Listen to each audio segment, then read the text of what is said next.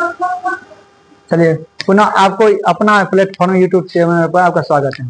चलिए आज हम बात करेंगे फिर 13.3। इसमें क्वेश्चन आपको कह रहा है कि 4.2 सेंटीमीटर वाले धातु के गोले को पिघलाए, जब भी पिघलाए तो कोई परिवर्तन नहीं होना चाहिए।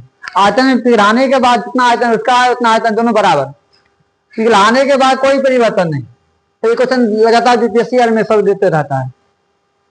तो ये क्वेश्चन कह रहा है आपके पास जो धातु है, धातु 4 यानी कि 4.3 सेंटीमीटर धातु के गोले को पिघलाकर ये आपको दिया हुआ है 6 सेंटीमीटर वाले एक बेलन के रूप में डाला जाता है। तो बेलन की ऊंचाई कितनी होगी, आने की ऊंचाई कितनी होगी, त्रिज्या दिया हुआ है, ऊंचाई कितनी होगी। चलिए हम देखते हैं, एकदम आसान क्वेश्चन है, हम देखते हैं इसको आसान बना के। ये क्वेश्चन आपके पास है, देखते हैं। हाँ, यानी कि एक आ रहा गोला जो होंगे, यहाँ देखिए गोला का आयतन जो होंगे, आयतन ये क्या है, बेलन के आयतन के बराबर होंगे, बेलन का आयतन। आने हम बताएं कि जब भी पिघलाने की बात हो उसको आयतन कहते हैं, और आयतन जो होता है परिवर्तन कभी होता ही नहीं। पिघलाने के बाद जितना आयतन वो है उतना वो रहेगा।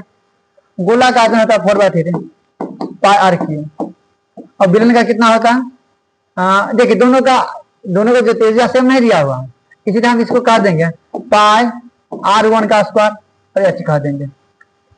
आप इसमें पाई कॉमन ले सकते हैं, पाई कॉमन ले लीजिए आप, तो आपके पास कितना बच गया, पाई कॉमन लेने के बाद क्या होता है 3 आर क्यूब, और बराबर आ जाएगा आपके पास।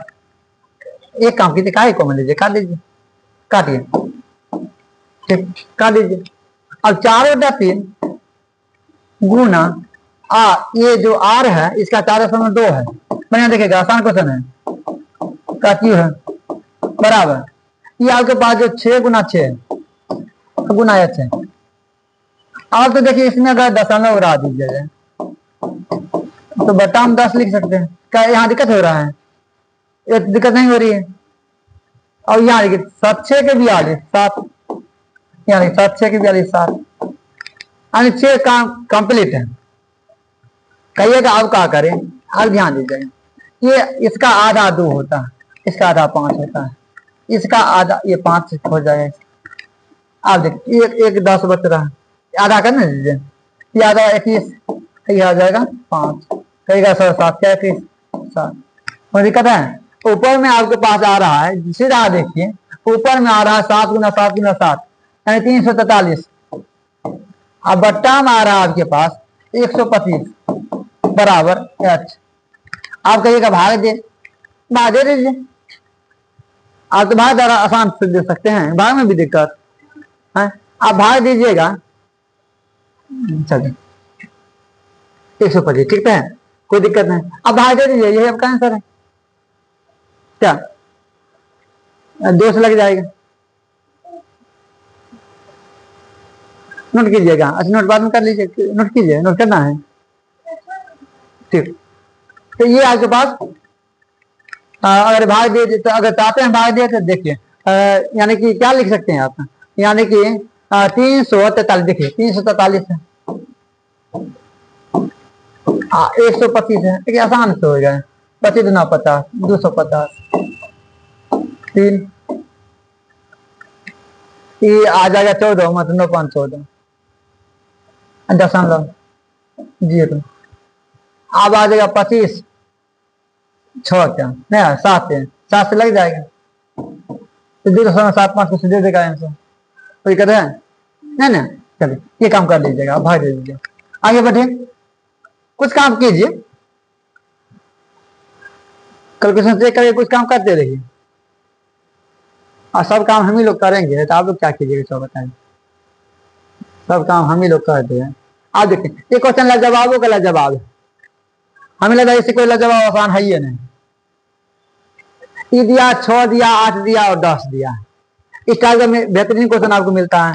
कोनो में दे देता है 1 2 3, ये भी बना लीजिएगा, 5 6 7 कुछ भी दे सकता है।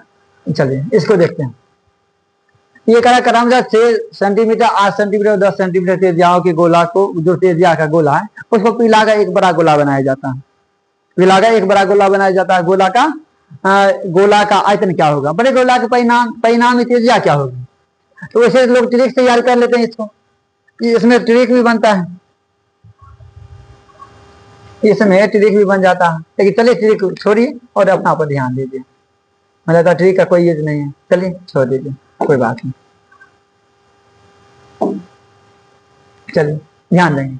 हम लोग अगर बात की यहाँ पर जो गोला है, आज 3 गोला है, यानी यहाँ देखिए एक गोला ये है, एक गोला ये है और एक गोला ये है।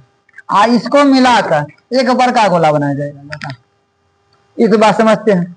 अब इसका 4/3 पाई r1 का क्यूब, देख जोड़ 4/3 पाई r2 का क्यूब जोड़ 4/3 पाई r3 का क्यूब बराबर 4/3। जब ये बड़का है तो इसका बड़का r भी होगा, समझ में आ रहा है। जो बड़का ही है ना, बड़का r भी होगा। अब एक चीज बताए, इसमें कुछ कॉमन आने वाला है, क्या कॉमन आएगा 4/3 पाई r, पाई कॉमन आ जाएगा। क्या बच रहा है r1 का क्यूब जोड़ r2 का क्यूब जोड़ r3 का क्यूब बराबर 4/3 पाई और r क्यूब। आप देखिए आसानी से काट सकते हैं आप इसको, ये कटेगा। क्या बचा r1 का क्यूब। अब r का मान कितना है देखिए, अब ये कहेगा r1 कितना है तो 6 है, r2 कितना है तो 8 है, r3 कितना है 10 है। चलिए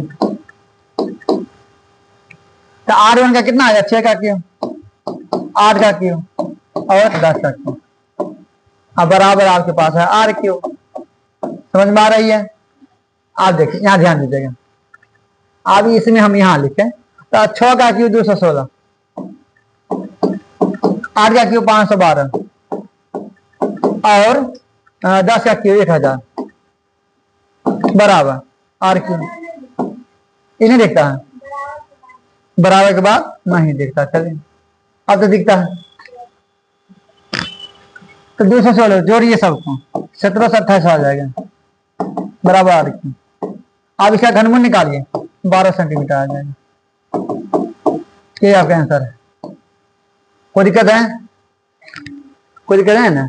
चलिए सपोर्ट करते रहिए और बनाते रहिए।